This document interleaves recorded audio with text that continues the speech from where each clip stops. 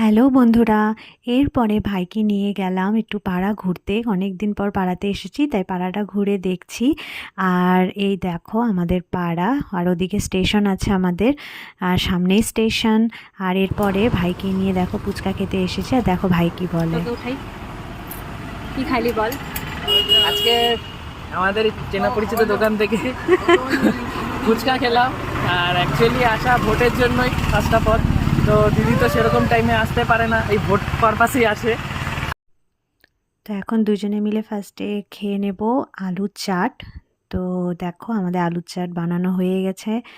আর ভাইকে বলছিলাম কেমন লাগলো খেতে বল, তো ও বললো খুব ভালোই। তারপরে ঘরে ফুচকা নিয়ে চলে এসেছি, সবাইকে নিয়ে এখন ফুচকা পার্টি হচ্ছে। আর এই দেখো কাকাও খেয়ে নিল, সবাই খাচ্ছে।